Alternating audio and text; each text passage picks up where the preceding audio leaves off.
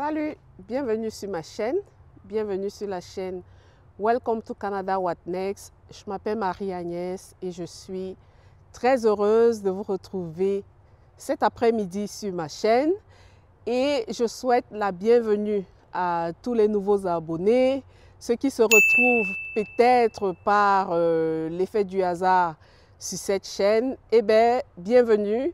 Et sur cette chaîne, nous parlons d'immigration et surtout d'intégration au Canada. Comment réussir son intégration au Canada, c'est le thème principal de ma chaîne. Il y a quelques jours, j'ai suivi plusieurs débats autour de l'immigration. Il y a toute une polémique qui circule sur la toile en ce qui concerne le choix d'immigrer au Canada. Et j'ai trouvé judicieux de faire cette petite vidéo pour donner mon point de vue par rapport à immigrer et immigrer au Canada en particulier. Est-ce que le Canada, c'est un Eldorado? Est-ce qu'il faudrait immigrer au Canada et tout abandonner dans son pays d'origine? Bref, c'est la question à laquelle j'essaierai pas de répondre, mais de donner mon avis là-dessus. Je n'ai pas souvent trouvé utile de donner, je dirais, un avis personnel par rapport à certaines situations. Et vous allez m'excuser parce que sur cette vidéo-ci, parfois, je prendrai des exemples plus ou moins personnels pour mieux illustrer mes propos. Je dirais ça comme ça. Ben, est-ce qu'il faudrait laisser un bien-être au pays avec l'espoir de trouver un Eldorado au Canada? Ou alors, est-ce qu'il faudrait immigrer à tout prix au Canada? Ou alors, le Canada est-il vraiment cette terre promise, cet Eldorado qu'on a toujours entendu sur les réseaux, sur les médias? Est-ce que c'est le cas? Ben, je dirais, il n'y a pas de réponse, il n'y a pas de bonne réponse à cette question.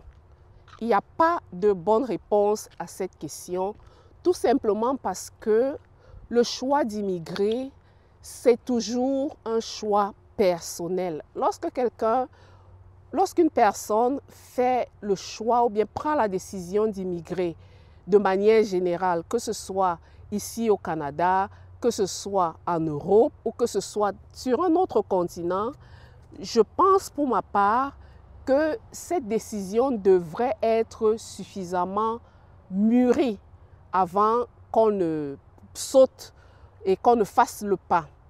Je le dis pourquoi ça peut sembler peut-être prétentieux en disant que le Canada c'est un Eldorado, mais pour moi, je pense que le Eldorado, c'est chacun qui définit son Eldorado. Le Eldorado, pour moi, c'est se sentir bien, quelle que soit la partie sur la planète, le coin du monde où on se trouve. C'est vraiment avoir ce bien-être-là. Et généralement, les personnes qui immigrent pour diverses raisons.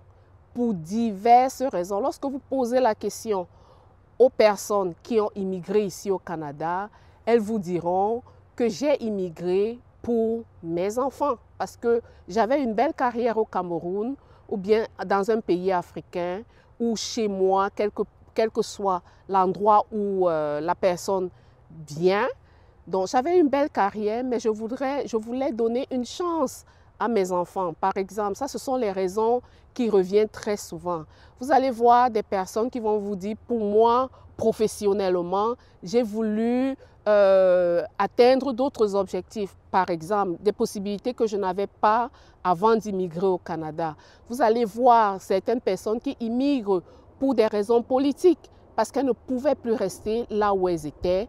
Vous allez voir des personnes qui viennent ici en quête vraiment d'opportunités, des personnes qui sont entrepreneuses et qui arrivent ici et qui trouvent que le Canada leur offrait tout ce qui était, toutes les opportunités pour mieux prospérer dans leurs affaires. Donc, c'est difficile de porter un jugement ou alors de se prononcer si oui ou non il faudrait immigrer au Canada. Pareil pour ceux qui immigrent ici pour des raisons de santé. Moi, j'ai déjà entendu et je connais des personnes qui ont fait le choix de tout laisser parce que là où elles étaient, ce n'était pas possible d'avoir peut-être des soins adéquats. Ça, ce sont des raisons que beaucoup de personnes ont qui font le choix d'immigrer. Maintenant, est-ce qu'il faudrait tout laisser? Est-ce qu'il faudrait tout abandonner, même si on a une activité florissante, même si on en a les moyens? Ça, honnêtement, c'est à chacun de répondre. Qui sommes-nous pour juger des personnes? Et encore que nous ne connaissons ni les tenants ni les aboutissants, parce que là, c'est ce qu'on voit de l'extérieur. Lorsque quelqu'un quitte un, entre guillemets, semblant de bien-être pour venir ici au Canada, beaucoup se poseront la question de savoir, mais qu'est-ce qu'il vient chercher au Canada, laissant tout ce bien-être-là? Nous n'avons pas les détails, nous ne pouvons pas juger alors que nous n'avons pas tous les détails. C'est vrai qu'il y en a qui sont peut-être éblouis par l'Occident, qui sont peut-être influencés par les amis. Je sais que bon, les femmes vont peut-être tirer sur moi, mais très souvent, vous allez voir, certains vont te dire « Oh, ma copine est au Canada, j'aimerais aussi être au Canada ». Mais les questions qu'on devrait se poser, c'est celle de savoir qu'est-ce que je vais faire au Canada, c'est quoi les objectifs, j'immigre pourquoi, qu'est-ce que j'aimerais atteindre, qu'est-ce que je veux vraiment atteindre. Donc ça, c'est vraiment les questions qu'il faudrait se poser avant de prendre la décision d'immigrer.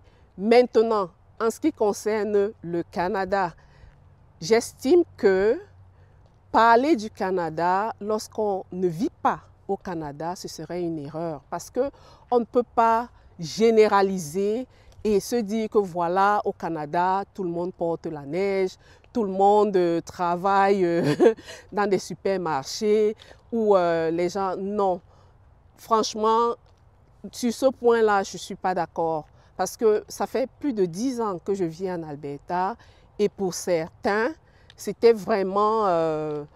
c'est un Eldorado, moi je dirais, parce que quoi qu'on dise, le Canada procure un certain bien-être aux immigrants. J'ai vécu plusieurs années en Europe où j'ai fait pratiquement toutes mes études universitaires et que vous le voulez ou non, lorsqu'on arrive au Canada, la différence est nette.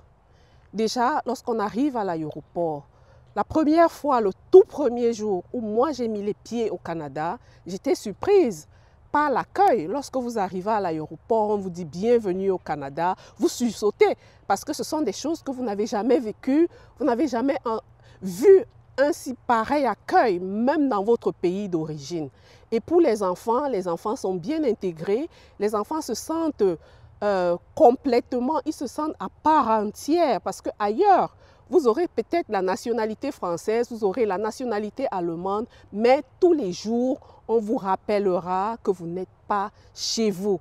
Ici au Canada, jamais, je dis bien jamais, je n'ai eu le sentiment que je n'étais pas chez moi. Je dis jamais. Et ceux qui habitent au Canada, ceux qui résident au Canada, peuvent venir témoigner en commentaire.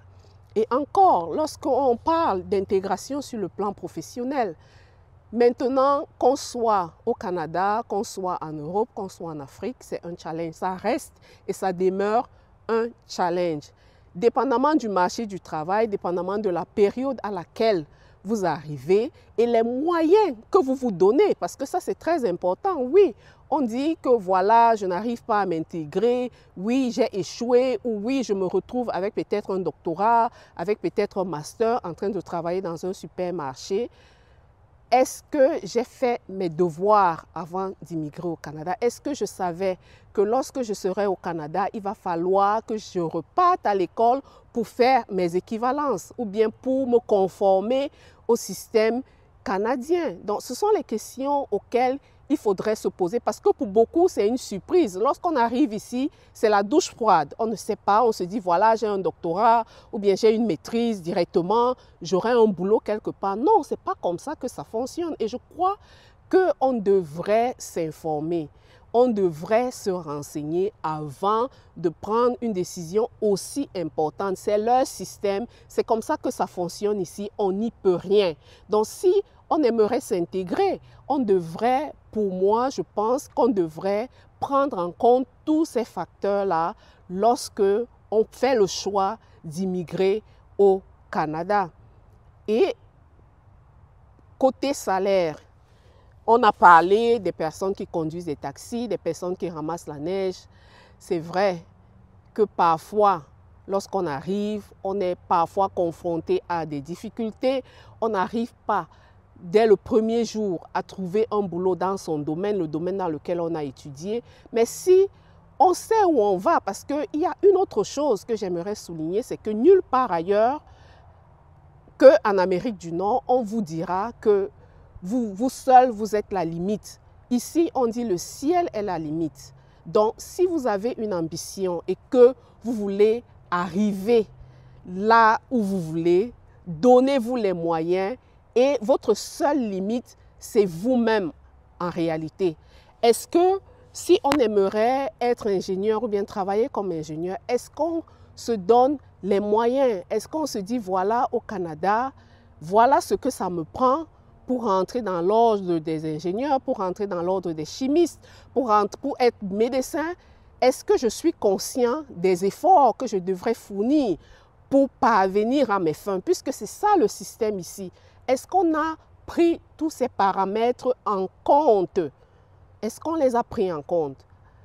Et moi, je pense que si on les a pris en compte, si on a fait ses devoirs avant d'immigrer, si on a une bonne connaissance du marché du travail, on ne devrait pas être étonné ou bien certaines difficultés ou bien certains challenges. C'est vrai, dans la vie, il y a toujours des challenges, mais on devrait être mieux préparé pour affronter ces challenges, pour affronter ces défis-là. Moi, j'ai toujours vécu ici en Alberta durant tout le temps que j'ai passé au Canada. Et moi, ce que je peux vous dire, c'est que les salaires et la qualité de vie que je vois autour de moi, je ne sais pas, ceux qui parlent du Canada, ceux qui parlent négativement des boulots autour de moi, je ne sais pas où vous êtes, d'où est-ce que vous nous regardez, ben venez en Alberta, vous allez voir.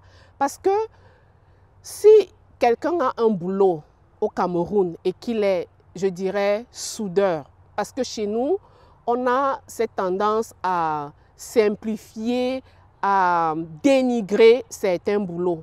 Donc, on arrive ici au Canada, on quitte son pays natal où on est soudeur, où on est électricien. On arrive ici au Canada, on part, on refait sa petite formation, mais vous ne pouvez pas parler à côté d'un soudeur. Le soudeur te fait 1200 $ par jour, je précise, par jour. Et vous allez dire à ce monsieur-là ou bien à cette dame qui a immigré au Canada, qui avait un salaire d'à peine 50 000 ou bien 150 000 si je suis très généreuse, au Cameroun ou dans n'importe quel pays africain et qui se retrouve ici à faire un 1200 la journée. Vous allez lui dire que le Canada, ce n'est pas un rêve. Un médecin qui gagne 200 000 au Cameroun, parce que moi je parle du Cameroun parce que je suis originaire du Cameroun. Un médecin qui sort de l'école et qui gagne 200 000 au Cameroun et qui se retrouve ici au Canada, c'est vrai, ça va lui prendre un certain temps de repasser certaines matières, de batailler pour entrer dans l'ordre des médecins et pas pour entrer dans l'ordre des médecins, mais pour exercer comme médecin. Mais allez lui dire à ce médecin-là qui fait plus d'un demi-million par an ici au Canada que ce n'est pas un rêve. Donc, les amis, je sais que la polémique venait vraiment du fait que comment est-ce qu'on peut laisser un 2,5 millions par mois et venir s'installer au Canada? Je vais vous prendre juste l'exemple des personnes que je connais, par exemple des personnes qui ont travaillé dans l'industrie pétrolière au Cameroun et qui se sont retrouvées en Alberta et qui ont fait le choix d'immigrer et de rester en Alberta. C'est vrai qu'il y a peut-être une dizaine d'années, l'économie pétrolière boomait ici en Alberta, spécialement ceux qui ont fait dans l'exploitation et le forage. Donc, ils savent très bien de quel salaire est-ce qu'on parlait ici au Canada. Donc, quelqu'un qui a 2,5 millions, qui travaille à Schlumberger, par exemple, que tout le monde connaît au Cameroun, et qui se retrouve en Alberta, et qui fait le choix vraiment d'immigrer au Canada et de rester au Canada.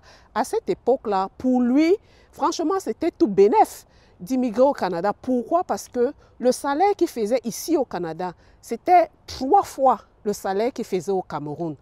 Vous pouvez vous renseigner, il y a des gens qui ont fait Polytechnique, qui ont travaillé dans l'exploration du pétrole et qui peuvent venir témoigner. Et allez dire à cette personne-là que ce n'est pas une bonne décision de laisser 2,5 millions et de venir faire un salaire de presque 10 000 $ par mois ici au Canada. Donc, franchement, il faut parler avec des personnes, comprendre c'est quoi leur motivation et ne pas juste se focaliser sur, voilà, il avait 2 millions au Cameroun et il a laissé tomber. Il a laissé tomber le 2 millions, pourquoi? Ou bien, c'est la bonne question qu'il faudrait se poser. Et pour ces personnes qui arrivaient ici, vous arrivez comme ça, non seulement le salaire est meilleur que celui que vous avez au Cameroun, mais en plus, vous avez aussi la possibilité de donner une chance à vos enfants de s'intégrer, d'avoir une meilleure éducation et d'avoir une meilleure formation. Dans ce cas-là, qu'est-ce qu'on peut reprocher à cette personne-là? Mais par contre, pour ce secteur d'activité en particulier, aujourd'hui, en 2024, je dirais, réfléchissez par 2 fois parce que tout le monde sait que ce secteur-là n'est pas très en demande actuellement. On ne fait plus l'exploration du pétrole ici en Alberta et beaucoup ont perdu leur travail dans ce secteur d'activité-là. Donc, franchement, comme je le disais, il faudrait s'informer, il faudrait voyager. Certains peut-être considèrent que le Canada, c'est vraiment une terre d'accueil. Oui, c'est une terre d'accueil, mais Eldorado, oui, il y a un bien-être, mais comme je disais, moi je suis citoyenne du monde, il y a des pays plus beaux que le Canada. C'est vrai, lorsqu'on a un travail, on vit ici, les enfants vivent ici, on se sent vraiment privilégié. Moi, j'étais en Australie il n'y a pas très longtemps et je trouve que c'est un très beau pays. Moi, si j'avais à choisir, franchement, j'irais m'installer là-bas. Non seulement la qualité de vie, les gens vivent bien, mais le climat aussi s'y prête. Donc, pour certains, ça peut paraître difficile, ça peut paraître peut-être... moi, je dirais la préparation, c'est la clé, l'information, c'est la clé. Il ne faut pas généraliser, il ne faut pas mettre tout le monde dans un panier. Et franchement, je ne peux que dire des choses positives du Canada. Maintenant, en ce qui concerne le retour, je pense, c'est vrai, vous allez m'excuser, c'est trop de jeu, mais c'est une opinion que je donne et chacun est libre d'avoir cette opinion-là. Moi, je pense que lorsqu'on a un pays ou bien lorsqu'on se retrouve dans un pays où on a beaucoup d'opportunités ou dans une province, parce que je ne parle pas des autres provinces, parce que j'estime que je suis très mal placée de parler des autres provinces puisque n'ayant pas vécu dans ces provinces-là pour donner un point de vue objectif. Mais je parle de l'Alberta où je vis et de l'Alberta où j'ai résidé les 15 dernières années. Donc, on travaille et on vit dans un endroit où nous avons les opportunités d'avoir les salaires qu'on connaît ici en Alberta, de pouvoir mettre de côté de l'argent. Je ne sais pas si en Afrique, on peut vraiment avancer rapidement ayant les salaires qu'on connaît dans nos pays d'origine. Comme on le sait, très peu gagnent vraiment. Même vous allez peut-être prendre les hauts cadres de la fonction publique au Cameroun. Je parle encore du Cameroun, mon pays d'origine. Ils gagnent combien? Et Dieu seul sait tous les diplômes que les gens ont, toutes les qualifications que les gens ont. Donc, ils gagnent combien? Et si vous gagnez honnêtement votre vie, il va vous falloir combien d'années pour pouvoir avoir un logement décent? Soyons réalistes. Là, nous parlons des faits. Nous parlons des personnes qui gagnent honnêtement leur vie. Nous parlons ceux qui se lèvent le matin et qui vont travailler et qui ont un salaire et qui gagnent honnêtement leur vie, sans corruption, sans rien. Combien de personnes sont capables de s'offrir un logement décent après avoir travaillé 10, 15 ans au Cameroun? Un logement tel que nous, bref, tel que ceux qui sont ici l'ont. Combien de personnes? Sans tricher, sans racketter, sans rien du tout. On est combien? Mais je dis, arrêtons la polémique et chacun sait, nous sommes des adultes, chacun sait ou bien chacun devrait savoir qu'est-ce qui est bien, qu'est-ce qui n'est pas bien pour lui et sa famille. Le Canada, c'est un pays d'opportunités, c'est une terre d'accueil. On devrait utiliser les leviers et les opportunités que donne ce pays-ci pour mieux nous reconstruire, pour mieux nous bâtir.